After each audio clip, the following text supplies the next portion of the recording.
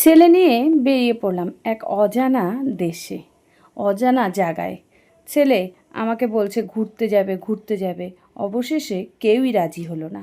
না তার বাবা রাজি হলো, না তার পরিবারে আর যে লোকজন কাকা জ্যাঠা তারা ছিল তারাও রাজি হলো না। কি করব, ছেলেটা তো আমার। এখন ছেলে বলছে ঘুরতে যাবে, তার জন্য আমি কি করলাম যে আমি নিয়ে গেলাম। ভাবলাম একঘেয়ে জীবন, ছেলের এখন স্কুল ছুটি দিয়েছে, তো যাই হোক ছেলেকে নিয়ে তাহলে কিছুদিনের জন্য ঘুরতে যাই। কোথায় যাবে ছেলে? ছেলে যাবে বড়, ছেলের আশা হয়েছে পাহাড়ে যাবে। তো আমি বারবার করে বলেছিলাম, দেখ পাহাড়ে তো আমার শরীরে সয় না, আমার যেন কেমন মাথা ঘুরায়, বমি বমি লাগে, আমি পাহাড়ে যেতে পারবো না। কিন্তু ছেলে ছেলে যাবেই, কি করব। একা একা বাড়ির থেকে রওনা দিয়ে দিলাম। আমি বললাম যা হয় হোক, সঙ্গে ছেলে আছে, উপরে উনি বসে দেখছে, যা করবে যেটা করবে আমি সেটাই মাথা পেতে নিয়ে নেব, কোনো সমস্যা নেই। ছেলেকে নিয়ে বের হতে হবে তো। এই করে করে আজ যাই কাল যাই বলে বলে ছুটি কিন্তু শেষ হয়ে যাচ্ছে। আর ছেলে মুখটাকে ভার করে রাখছে। ওর স্কুলের বন্ধুদের সব গার্জিয়ানরা, বন্ধুদের মা বাবারা সবাই কিন্তু বেরিয়ে ঘুরেও চলে আসছে। আর আমার ছেলেকে নিয়ে যাওয়ার মতন কারোর কাছে সময় নেই। ওর বাবা তো সারা দিন ব্যস্ত ব্যস্ত ব্যস্ত করে কাটাচ্ছে। তাই আমি ভাবলাম, না ছেলেকে যদি একটু এখন ঘুরতে নিয়ে না যাই তাহলে এসে পড়াশোনায় হয়তো মন বসবে না। তাই কিন্তু আমি আর অন্যদিকে না চিন্তা ভাবনা করে সংসার ফেলে আমি কিন্তু রওনা দিয়ে দিলাম আমার ছেলেকে নিয়ে। এক হাতে ছেলের হাত ধরলাম, আর হাতে ব্যাগ ব্যাগ নিলাম, নিয়ে আমি রওনা দিলাম। ও মা, ছেলে দেখি আমার বাড়ির থেকে পা দেওয়া মাত্র, রাস্তায় বের হওয়া মাত্র ছেলে বড় হয়ে গেছে। আমি ছেলের দায়িত্ব নেব কি? ছেলেই আমার দায়িত্ব নেওয়া শুরু করছে। ছেলে এক হাতে ব্যাগ নিল, আমি তো দেখে আমি ভাবলাম বাবা, আর তো আমার চিন্তা নেই, আমার ছেলে এখন বড় হয়ে গেছে, আমার ছেলে এখন সব কিছু করতে পারবে। আমি একটু খুশিই হলাম, কিন্তু মনে মনে একটু ভয় কাজ করছিল। অজানা জায়গায় যাচ্ছি, পাহাড়ে যাচ্ছি, একে তো শরীর সাথ দেয় না, তারপর আবার ছেলে, কি করব। ওই যে বন্ধু বান্ধব ও সবাই মিলে, সবাই বন্ধুবান্ধব, তারপরে বন্ধুবান্ধবের মা বাবা মিলে সবাই ঘুরতে গেছে, ওর মনটাও আকুল ব্যাকুল করছে। কি যে করি না করি, এত বাড়ির থেকে ভয়ে ভয়ে বেরিয়েছি। বারে বারে ছেলের বাবা না করেছিল, যেও না যেও না, সামনের গরমে আমার ছুটি পড়বে, তখন দেখবা তোমাকে নিয়ে যাব আর তোমার ছেলেকে নিয়ে। আমি বলছি রাখো তো তোমার গরম, কত গরম আসলো কত গরম গেল, তুমি তো নিয়ে গেলা না।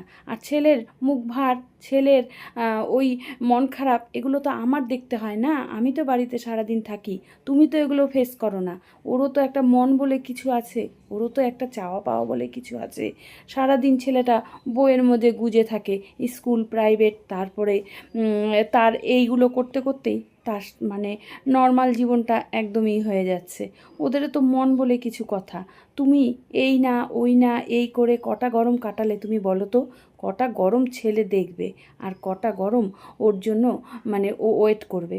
লোকের তো এক জায়গা 3বার 4বার করে ঘুরে ঘুরে আসছে, আর আমি আমার ছেলেকে একবারও নিয়ে যেতে পারলাম না। এই বলে আমার বরকে কিন্তু অনেক বকা দিলাম। বর আর কোনো না করলো না। বর জানে এখন যদি না করি আমি শুনবে না।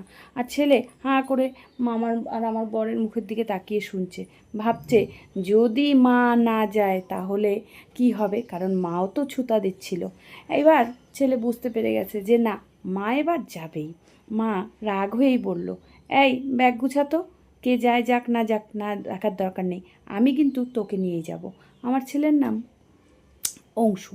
অংশু বরাবর কি করে, অংশু বরাবরের যা আবদার আহ্লাদ বায়না সব কিছু তার মার কাছে ছেলে মানে বাবাকে কিছু বলতে পারে না, অংশু বাবাকে কিছু বলতে পারে না। অংশু ভয়ে বাবার দিকে তাকালেই তার ভয় হয়ে যায়।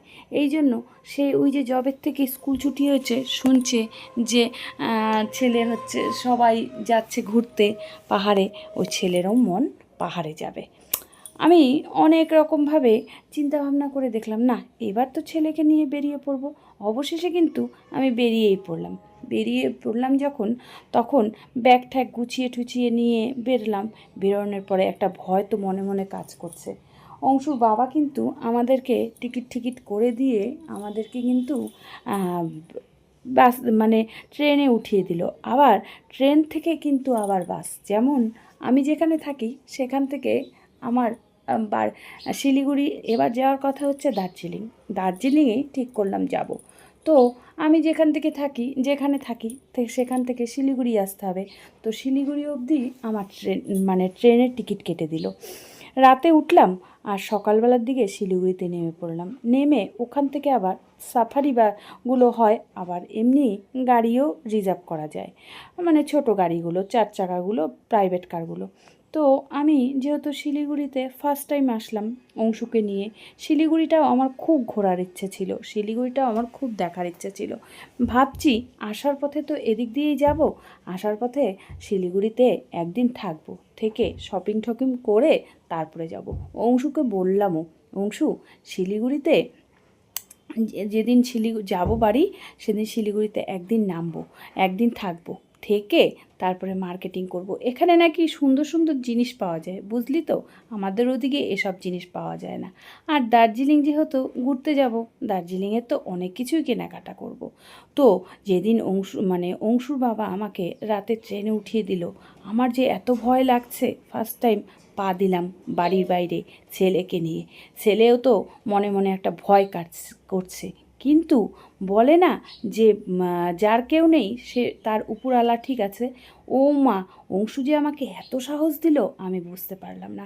সিট পড়লো উপরে একটা, আমাদের রিজার্ভেশন সিট পড়ছে উপরে একটা, নিচে একটা। অংশু আমাকে বলল, মা তুমি নিচেই থাকো, আমি উপরে উঠছি, কারণ তুমি উপরে উঠতে পারবে না।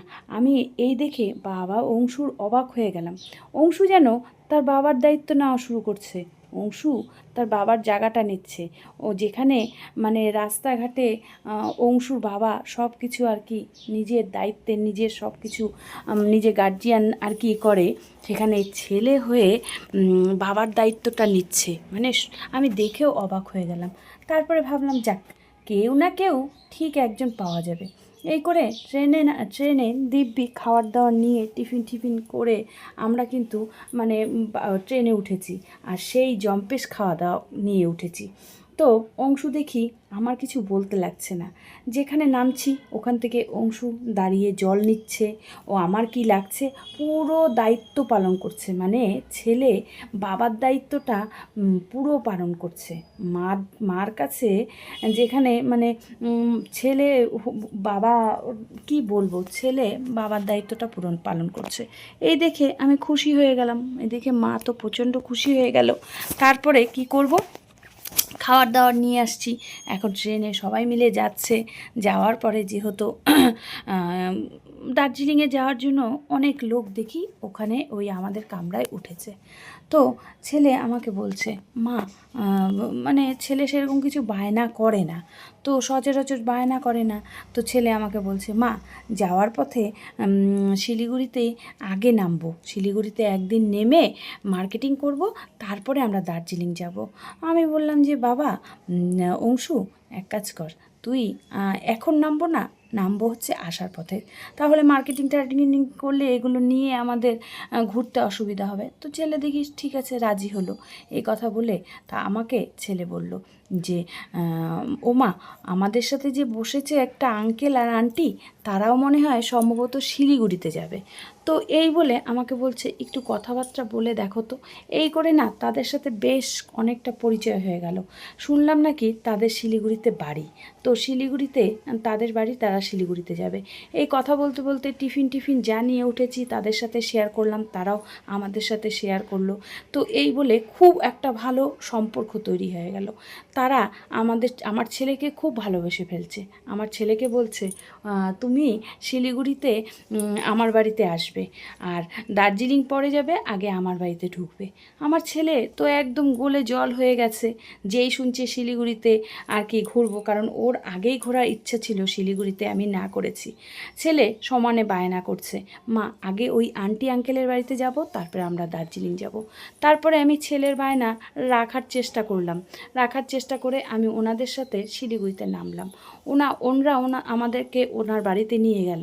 নিয়ে যাওয়ার পরে সেই আদর যত্ন করলো, করার পরে আমি বললাম, এক কাজ করো, তোমরাও আমাদের সাথে চলো, আমরা যেহেতু চিনি না জানি না, আমাদেরকে একটু ঘুরিয়ে নিয়ে আসবা, আমরা দার্জিলিং কোনো দিন ঘুরিনি। ও মা, ওরা দেখি রাজি হয়ে গেল। আমার ছেলেকে এত ভালোবেসে ফেলছে, তাদের কোনো বাচ্চা কাচ্চা নেই, আমার ছেলেকেই নিজের ছেলের মতন ভালোবেসে ফেলছে।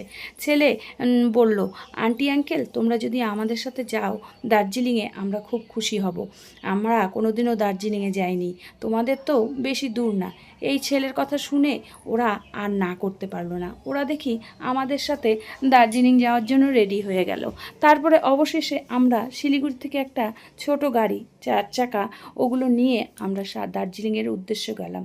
আমার কোনো না হলো বমি, না হলো কোনো মাথা ঘোরানো, দিব্যি তাদের সাথে দার্জিলিংটা ঘুরলাম। এত সুন্দর দার্জিলিং আমার সেটা স্বপ্নেই ছিল, এখন সত্যি স্বপ্নটা সত্যি হলো আমার ছেলের জন্য। আমার ছেলে যদি বায়না না করতো, তাহলে আমার পক্ষে কোনো দিনই দার্জিলিং ঘোরা সম্ভব হতো না।